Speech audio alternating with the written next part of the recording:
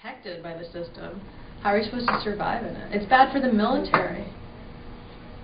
But you see, in a sense, there's a premise for us instituting that system.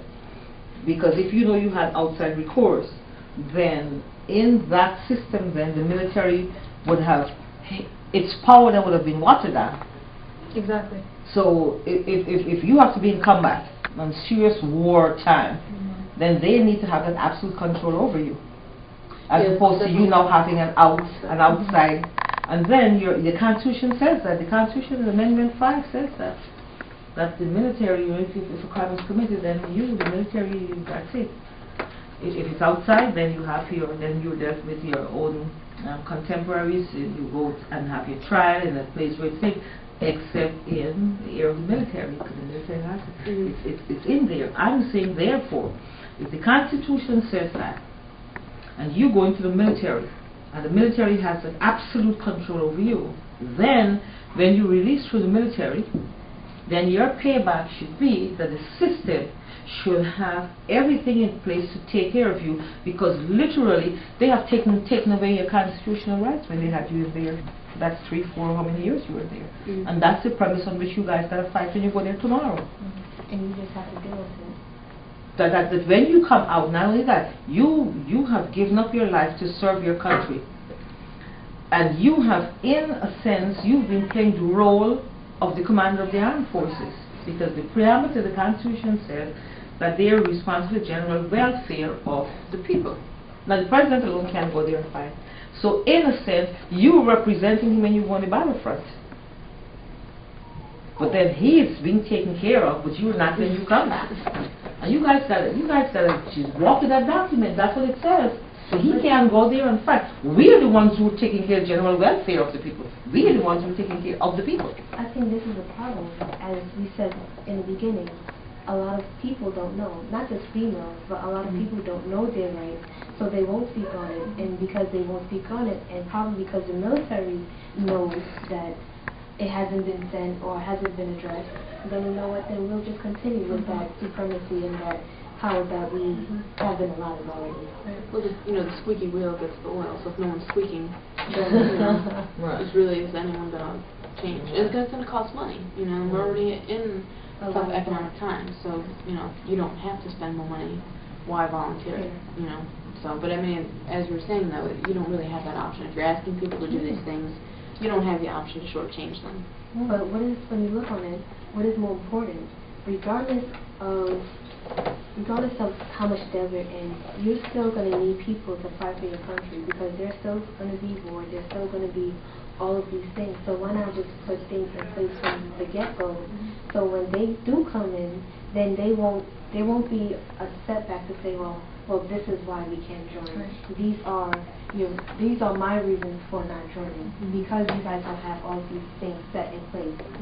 I mean, soldiers within the military know that things can be improved. I mean, this incident at Camp Liberty in Iraq a couple weeks ago, where a soldier basically went berserk and killed five other soldiers. Things like this can be prevented. He was stressed. When you're sending soldiers to a war zone twice, 3 times, 4 times, and what do you expect, right? So, I mean, I think even politicians understand that the system is stretched too thin, that we have too few people, and we're working them too hard, and they're going to break if we continue to do this. And they are breaking. They're breaking left and right. But service members are trained to put up with great amounts of stress. That's what we learned from day one. So it's almost like it's almost shameful if we don't do our job even under stress, right? So. And this is a question that I had asked on my last interview person. She made a statement that the military has a way of putting all of the stress on you, so you can go into the battlefield and just fight, because you have built up so much stress and so much anger and so much animosity within yourself. It is like, you know what, okay, this is the way I'm going to release that anger, is by killing, and is by, not to say that the killing is wrong or anything, but they just built that, they made you that way to stay tough and to go back out and to say, well, this is my stress reliever. I think for some people that definitely can be their experience. I mean, that's what basic training is for, to teach you how to deal with stuff. I mean, basic training, a lot of people say, you know, they went through it and they don't really remember it, because you just kind of like shut down, you just do what you have to do because you're going to get through this. And I mean, it's 9 months of teaching, 9 weeks of teaching you how to do that. So that's, you know, like that's the start of it. But I think, how you were saying, you just put up with it. You know, there's a lot of stress, a lot of problems in the military, so you just, you know, kind of keep going and like whatever. I think that's part of the reason it's so slow to change.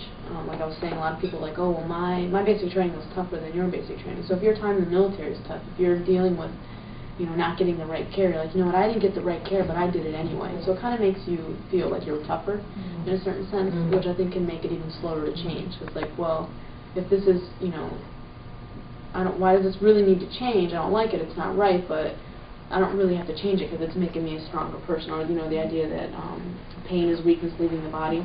You know, like if you're going through all this, you know, stress and these tough situations, it's just making you a tougher person. But pain is not weakness leaving the body. Pain is something wrong, you know. So I mean, in basic training, you have to request permission to speak.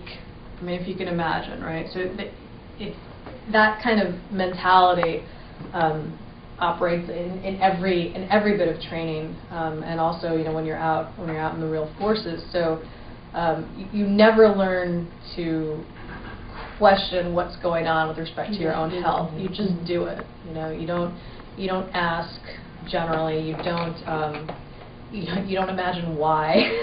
you just kind of press on. So probably with that mentality that's being already implemented inside of the Army, you don't think that's the reason why veterans, not just females, but veterans in general, that's why they come out thinking that the way they do, because there's no need to question, and because they know that there's no need to question, then why bother?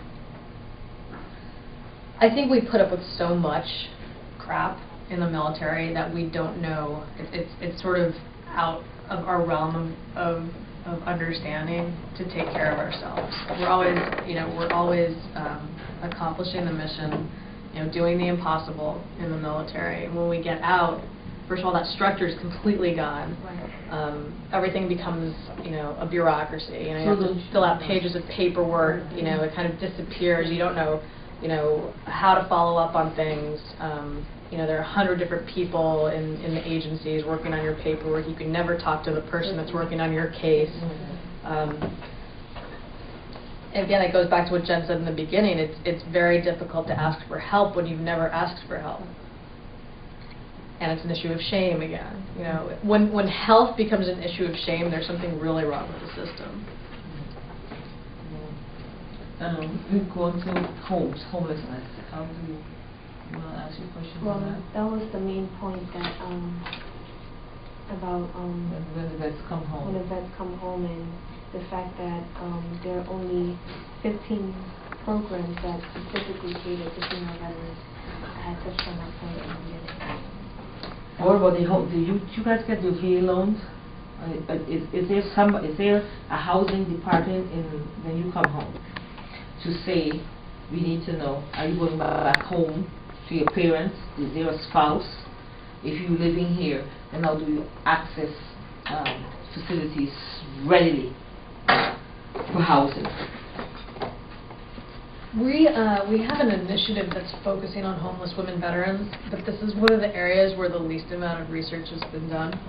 So right now we're hearing anecdotally from counselors around the city, and these are military sexual trauma counselors, these are PTSD counselors, that a lot more women are kind of showing up within the system. Many of them have kids. Some of them are on the verge of homelessness. You know, they're running out of money. They're having trouble with housing, trouble with their spouse. So again, the data needs to be compiled on all of this nationwide. We're hearing from homeless organizations around the nation that more women are showing up, and they don't know how to handle this population. And more veterans. More veterans. So Women veterans. Where can we get some stats on that? You said the home, if you go to the shelters? Well,